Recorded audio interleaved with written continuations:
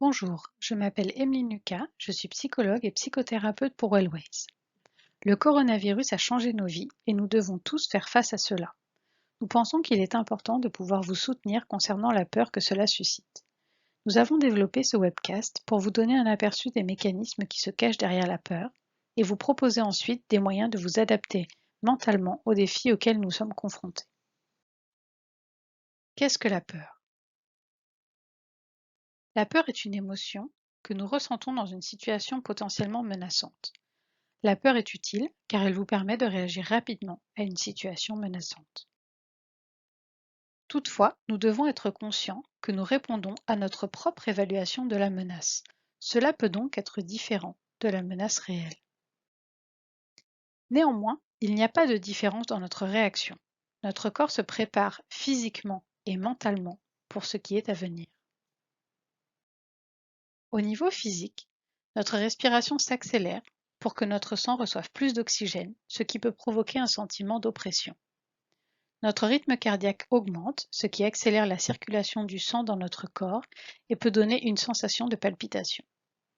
Notre circulation sanguine se modifie, de sorte que les muscles des jambes et des bras en particulier reçoivent une plus grande quantité de sang.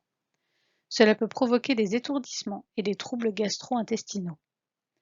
Nos muscles se préparent à l'action, ainsi nous pouvons commencer à transpirer ou à trembler. Nos fonctions cérébrales changent, ce qui nous permet de mieux nous concentrer. D'un point de vue psychologique, éviter est une réaction naturelle à la peur, mais souvent ce n'est pas le meilleur moyen de réagir. En effet, cela nous empêche de savoir quelle est l'ampleur de la menace réelle, et de ce fait, l'évitement crée ainsi encore plus de peur. Lorsque nous ne pouvons pas éviter, comme c'est le cas maintenant avec le coronavirus, il y a un certain nombre de conséquences psychologiques.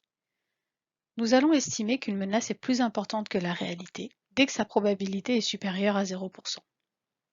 Plus le risque exact de répétition d'un événement est élevé, plus ce risque sera surestimé.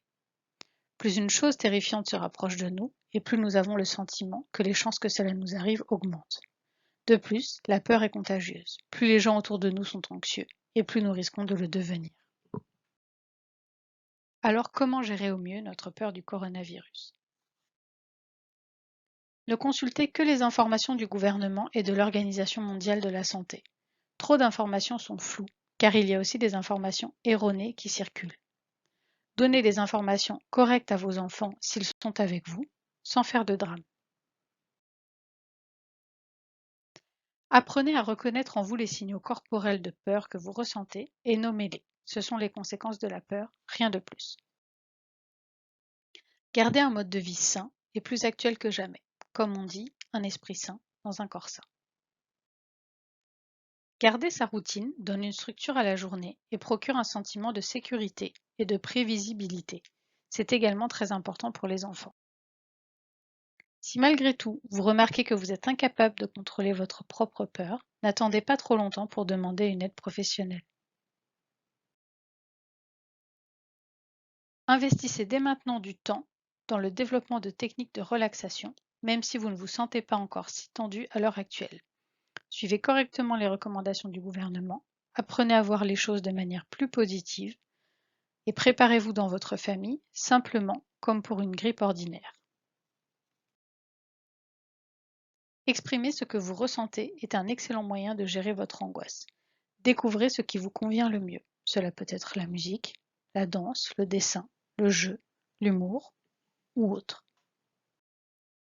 Acceptez la situation telle qu'elle est et toutes les émotions qui l'accompagnent.